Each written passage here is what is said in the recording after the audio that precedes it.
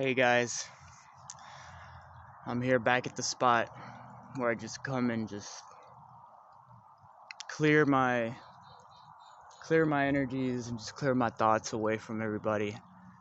And yeah, I guess to everybody else, just looks like some crazy guy walking in the woods and talking. But this is the only place where I feel really comfortable expressing truth. Um, and what I've learned, I'm not gonna say that I have all the answers or I know anything. All I'm doing is documenting my journey, and hopefully if it resonates with anybody and helps anyone, then I have served my mission. This I'm thinking all my traumas. I know you don't know my past, so I'm going to quickly briefly go over how I came to this spot, to this level of consciousness. Basically, as a teenager, I had lived a good life, never really saw anything bad, right? Up until 15, then I started getting into pills, parties, and there was no things like YouTube for me to look up anything. So all my information was based on friends and family, and they were already programmed. So anyways, so at 15, I started with pills, Adderall, and then that led to Xanax, drinking. Got into legal troubles. I moved out of the city because I had developed depression. And then at age 18, 19, I was like, you know what? I'm going to join the Navy. So I go and join the Navy. And they, at the last second, told me I couldn't go in because I have metal plates in my face from a pretty traumatic carjacking. I got hit in the face. Here, if I can show y'all the scar.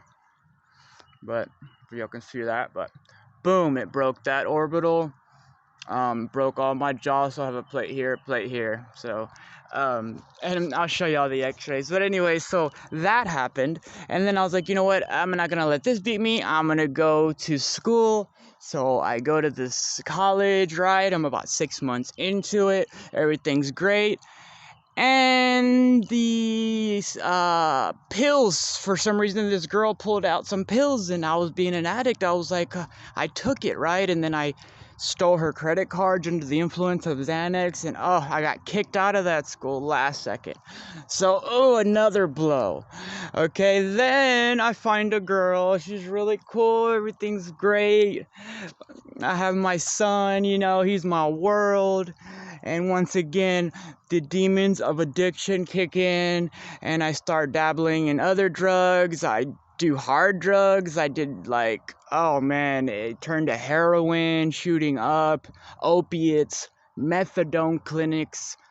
I lost my son. She moved away, and I have no contact with them.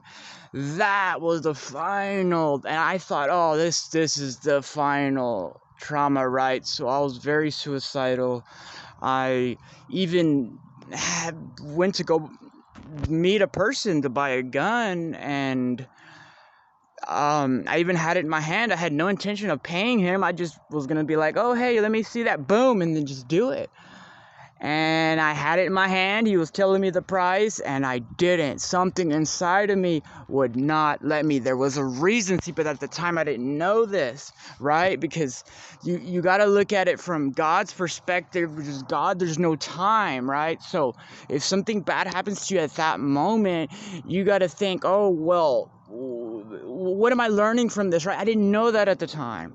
So where was I? I had so many traumas, I forget. I laugh now because those are all blessings. Like, I feel like trauma is the direct path to awakening. You either, at that crucial moment when I was about to just end my life here, there was an inner calling for me.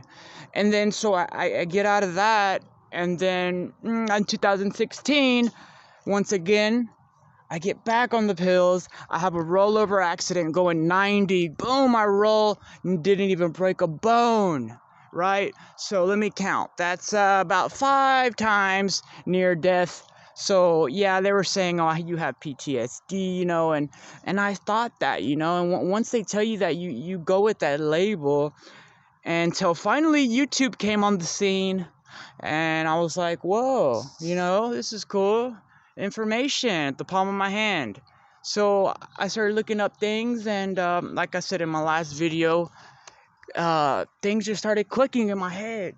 So I think the path to awakening is very different for many people, but I feel that trauma is a big catalyst in it, although there's also many other ways you could reach it, but it's just great, guys. I don't know how to really explain this. I think it's amazing. I think the world is waking up. The more genuine we can be, the more real, the more out of our heads, out of our thoughts. You know, as I'm walking to the park, you know, people are walking by me, and I can just see in their head, they get all nervous, they start looking down, they start looking at their phone, you know, and I feel for them, because I understand, like, in their head, they're thinking they're a prisoner of their thoughts. We all are, until you awaken that you are not your thoughts, you know? So that's where compassion comes in, because we were all there, you know, whatever level you're at, we were all there. So that's where love and compassion is key. And I'm not saying I'm perfect. I'm still messing up. You know, I'm still, you know, I still smoke weed every now and then, which is nothing wrong with that. But I do want to eventually be clear of all attachments. As y'all can see, I didn't bring my dog today. I love her, but she's with my brother. She has like a little pack of the other two dogs. She's happy. I just feel like I just don't want to have too many attachments, because, guys, honestly, the difference between tension and ascension is very huge. You know, you don't want to have too many bills. You don't want to bring extra tension on yourself that's going to create thoughts. And then the thoughts are going to, you know, it's like a domino effect, you know. And that's why taking care of your body is very important. Because, you know, if you're hurting, it's going to lead to a thought. That thought's going to lead to an action. You got to look at the big picture here. So take care of your body, eat well, get vitamin D. You know, I was just sitting in my living room thinking, oh, my mind was saying, oh, you don't want to go, it's going to be hot. No, I was called here. I've always been called to nature. I've always been called to the woods. This energy out here is beautiful, guys. So yeah, just wanted to get that off my chest, guys. If you go through anything bad, just know that things will get better. I mean, life is definitely unfolds in chapters.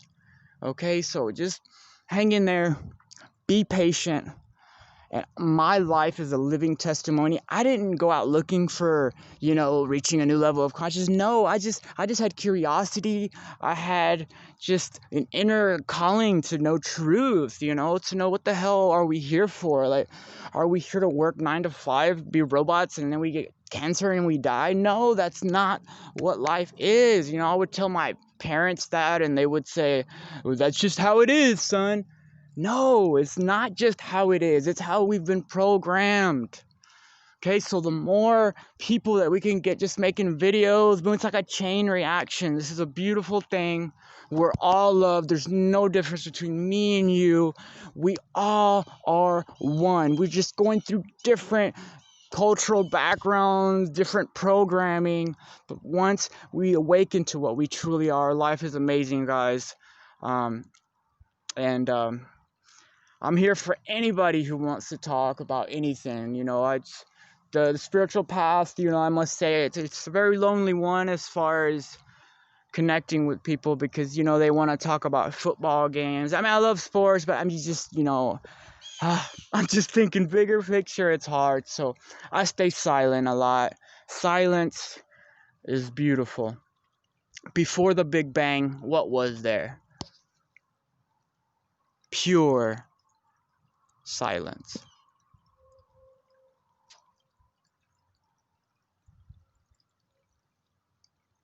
Beautiful, guys. I love all of you. Just wanted to share that. Trauma is a blessing in disguise. Just know that. Love you guys.